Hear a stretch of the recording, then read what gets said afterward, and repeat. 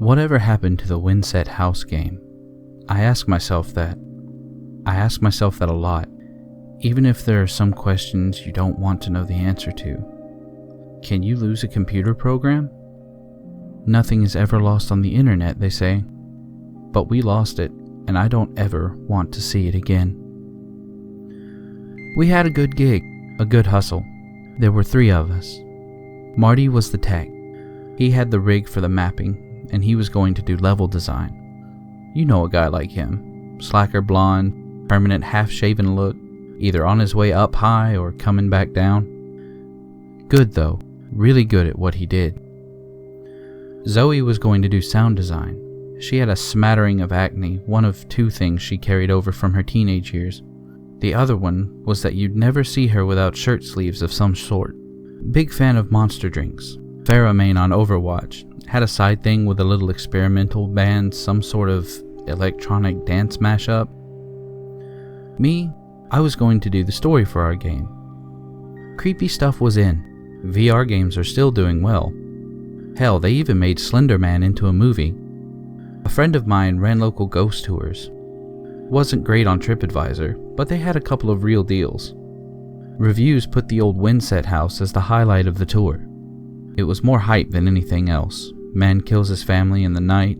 Big on local news. We're a smallish city. Shit sticks. You know what I mean? Been more than 20 years. You'll find the story on some specialist sites, local guides and stuff, but nothing big. Family man goes off the deep end, disappears for days.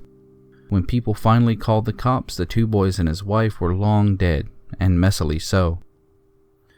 The Windsedt family was a household of 5 though, and to this day their last boy has never been found. Not that the cops were in a rush at the time. Charles Windsedt had the time to scribe the walls with the blood of his kin, all manner of strange runic symbols. Probably an elaborate plan to plead insanity. Nothing about this case made sense. They'd gotten people down from the university to translate, even sent photographs of the scene to bigger departments upstate, but nobody could decipher the strange script. To the chair Mr. Windsedt went, blabbering about not being alone in the house, about things he'd written for the dark lady of the house. Good local legends, and we were going to cash in. The plan was simple. We were going to get into the Windsedt house, map the interior with the same thing they used for real estate websites, and render it in full immersive VR. Marty was going to rebuild the house as it was on the night of the Windsedt murders, and I'd reweave the crazed mythos of Charles Windsedt spun on the dock. Not that there was much to go on. There were reports back in the day. Some industrious soul had even scanned some old newspaper clippings enough to see the released mugshots of the man himself. Guy had a soldier's look about him. Gaunt cheeks sunken in, eyes empty.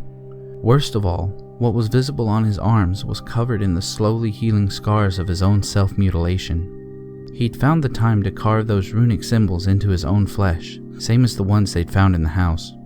It was the perfect setup. Charles's madness, the setting. I've been lurking on No Sleep and the various creepypasta sites for years.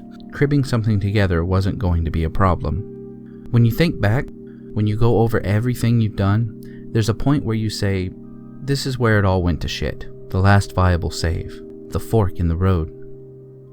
We shouldn't have gone to the Windsedt house. Of course, we didn't know it at the time. Things were good. We were going to make something fantastic.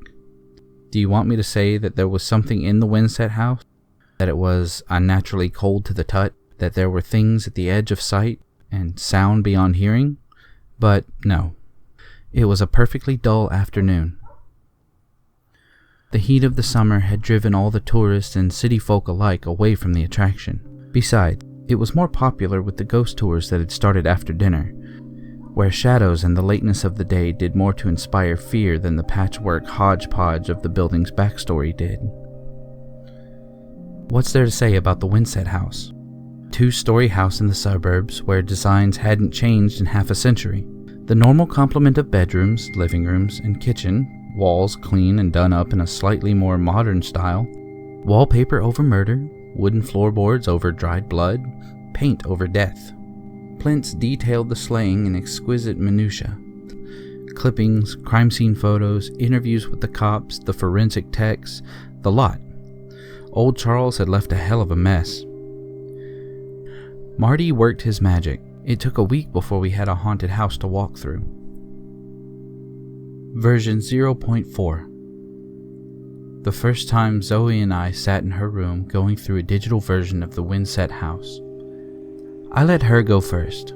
She needed the magic of that first impression, building up the kind of music she'd put in, the footsteps on the floorboards, the growl of traffic from the road beyond the walls. I was lost in my own world, thinking what Charles's dark lady would be like. A malevolent spirit, maybe something like from the movie Sinister. Something dark and in the shadows all the time. There's a formula there. You just need to know how to tap into it. Some of those base fears you get so often from writing forums. There we were, top of the roller coaster, not knowing the little things, panicking animals before the quake, quiet stillness before the storm hit, the water racing away from the beach. "It's amazing," Zoe said. "Just like being there." Marty removed all the tourist bits as well. Busy little man. "Huh, that's weird. All the photographs in the house aren't rendered properly. Wait, that's not right. They're all turned backwards. How do you interact with things again?" Targeting reticle E, I think," I said. Basic control scheme we copied from somewhere else. There were clicks as Zoe moved in the game, with me standing behind her looking at the top of her head with the Oculus rig on it. There was a sharp intake of breath, somewhere between a gasp and a squeak, and Zoe tore the set from her head. "Motherfucker," she yelled. "That goddamn motherfucker. What happened in there?" "See for yourself," Zoe said, handing me the visor. It was like being back in the house again, in HD. Zoe was right, all the pictures in the home had been turned around. I navigated myself towards one, interacted with it. The photograph wasn't of the Windsedt family, it was of Marty, Zoe, and me. Version 0.55. Marty wasn't on our Slack chat, and he didn't pick up his phone. No double ticks on the message we sent him. Zoe and I were getting worried, but it would have taken a lot for us to Uber down to his place. It wasn't unlike him to go dark for a while, and a dumbass prank like putting our pictures in a horror game? Well, GG to him. Zoe did her own part, sending sound files over to Marty, never sure if he received them. On the other hand, I spent my time dreaming up a fitting monster for our haunted house. Not Charles, of course, but the things he made up for his defense. You'd like to think there was some sordid history to the Windsedt house. A history of weird shit, a desecrated burial ground, maybe a former cult home. Nothing. No records as far as I could find. Looking back now, I was hoping for the world to make sense. If Charles Windsedt's madness made sense, if it had a beginning, there would be no reason for what happened to us. But there's nothing. His description of the Dark Lady, the presence that haunted him, the fragmentary and vague ramblings, terrors in the night for a grown man perhaps unable to face the consequences of his own demons. Zoe called me over. Marty had sent a new version of the game and she didn't want to get any more surprises. "Look," she said as she let me in. "You have a go at the game first. I have no idea what sick joke Marty's playing at, but I'm not going first." Just like that, I was back in the Windsedt house. The house was slowly coming alive. Zoe had incorporated sound into the game. I had footsteps. There was a radio playing in the background, music that hadn't been heard in decades. The game seemed realer than most, perhaps because I'd been in the house myself a few weeks back. There was a sensation of disorientation as I navigated my way through the kitchen, the living room, up the stairs to the bedrooms where the deeds had taken place. "Press E to interact." That's what I said to Zoe. I did the same and froze. The disembodied arm that my digital avatar used to press one of the bedroom doors open was familiar. The tattoo over the forearm. It was mine. Marty had put my arm in the game. What the actual fuck? It was over the roar of the blood in my ears, a swelling pressure in my temples, raising with my temperature. That's why it took me some time to realize what was off with the sound in the game. My footsteps. There was an echo to them, an audio stutter, as though there were two sets of footsteps, or as though there were someone or something walking behind me. I couldn't find it. Not by spinning the controller fast, not by looking for a mirror. Mirrors were difficult to code. Ours were just shiny slates for now. As I raced through the second floor, the footsteps chased me. I felt the walls closing in. Running back into the corridor, I found the walls covered in the same angular runic writing that first responders had described. Nice effect though, Marty. Very effective to layer panic on top of this. I grew aware of the sound of breathing behind me, rasping and ragged, in addition to the footsteps. A rattle to the breath, as though drawing air into lungs choked with disease. Still, I couldn't find the thing chasing me. I was back on the second floor, up the stairs and looking down the corridor with all the bedroom doors. I counted 4, and that didn't sound right, and it took me a while. The fourth door wasn't from the Windsedt house. It wouldn't even make architectural sense. In the Windsedt house, a window had been at the end of the corridor on the second floor. If this door was real, the room behind it was floating in the air. The door loomed large in front of me. The breathing of my pursuer. The mysterious dark lady? Charles Windsedt? It grew louder behind me, except you don't quite get surround sound from headphones, do you? The walls, dripping with Windsedt's inscription, seemed to be closing in. No, if there was the sound of breathing, it was really from behind me. I felt the gentlest caress of breath on the back of my neck, making the small hairs there tickle. Okay, Zoe, you had your fun. Marty got you last time, and now you've got me, I yelled, taking my hands off the keyboard and leaving the unknown door there in my field of view. Zoe answered me from the kitchen. She wasn't behind me. Version 0.6. Marty's place was exactly how you'd picture it. Not a great part of town, 2 roommates whose names he had forgotten. Smelled roughly of stale laundry and unaired cigarette smoke and unwashed bodies. Zoe heard what I saw and she wasn't going to talk to Marty. She wanted an out and the game was going down the drain. I had to speak to him. He answered the door at the 3rd ring, and it was obvious from the growth of his beard and sweat stains on his shirt that it had been some time since a shower. Marty had a look of a man hunted, dark circles under his eyes, hands shivering. My anger dissipated. It was hard to remain furious at this wreck of a person. I told him about the reception his little Easter eggs were having, and I didn't appreciate him putting in things like the Dark Lady sequence before I'd finished up the story. Marty grew agitated. I didn't put in any enemy entities yet, he said. What? All I've been working on is environments, but the programming is all over the place. Every time I save something, it gets jumbled up. The versions don't make sense. It's like I save something and something else loads. There is no adversary in the game at all. I know what I saw. You sent us 0.55 the other day. The latest stable build is 0.5, dude. I can't get the bugs out. I don't understand any of this. There was something in the house, and we invited something back with us.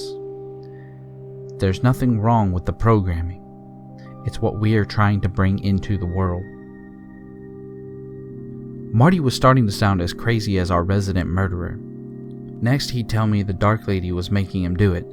Then I remembered the cool breath on the back of my neck, and I bit my tongue. That just sounds stupid, Marty, I said, but I could not shake off the shock of hearing Zoe's voice from the next room, the feel of someone behind me. Zoe messaged us all on Slack. She thanked Marty for 0.6 and said that she'd get back to us on any bugs and suggestions by the end of the week. I looked at Marty and he shook his head. He hadn't sent this version either. Zoe's place was dark. She didn't need the lights on to get into the Windsedt house game. We found her in front of her computer, plugged in. When we turned on the lights, we saw the blood. For once, she wasn't wearing anything with sleeves, and we could see her pale arms, except except now they were covered with the same angular runes from the Windsedt house, the same ones I'd seen in the game. She carved up her arms and other patches of skin, the back of her neck, maybe her legs. Marty called out to her, but she didn't respond. I held up a hand to stop him from pulling the rig from her head. Who knows what she was seeing in there? "Zoe, can you hear me?" Just a whisper, hoping I could get through. She nodded, the movement slight, almost imperceptible. Her hands were shaking over the keyboard. "I'm turning off the game, okay?" A shake of the head, so violent her hair whipped across my face. Okay. We'll take this slow. You can shut it down from inside." Another head shake. "Tell me what you see, Zoe. Where are you?" "The Windsedt house. It's dark out. It's that night. I can see you. You're all in here with me. And her." "Her?" "The dark lady. The one in the house.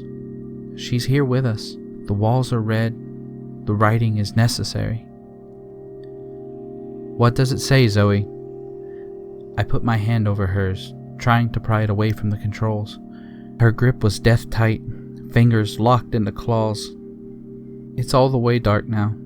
Only the writing shows the way. Even with my eyes closed, I can see the runes. We need to go to the last door. Marty had had enough. He grabbed the Oculus and ripped it off of Zoe's head, throwing a few $100 worth of electronics straight to the ground. The look on Zoe's face is something that still haunts me. The blankness of it. The focus of her eyes on something not there. The rig was off, but Zoe wasn't seeing anything in her room. She was still in the Windsedt house. There were two of us there, and Zoe was of average size. But when she got up and made a sprint down the corridor of her apartment, neither of us was strong enough to stop her.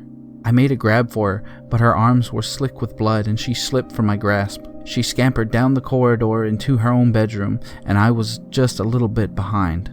The lights in the apartment did a little staccato dance in the seconds it took for us to cover the distance, beating out Morse code in light and shadow.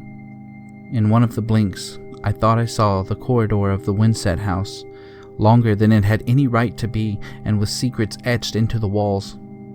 Zoe got to her room, got to the last door and slammed it in my face. The lights came back on and Marty caught up. When we got her door open, she was already gone. I suppose you'll hear about a missing girl in the news. Maybe you won't. There are a lot of them that go missing. The cops have been around once. I was on Zoe's messages and contacts. They'll be around again, if they connect the dots. Maybe you'll hear about that. Maybe you won't. Marty and I don't keep in touch anymore. I've seen him around in overlapping space we still share, forums, even on the street once or twice. He looks like he doesn't sleep well, just like me. I don't ask how often he returns to the Windsedt house in his dreams. I'm sure he's scoured his computer of traces of the game as I have.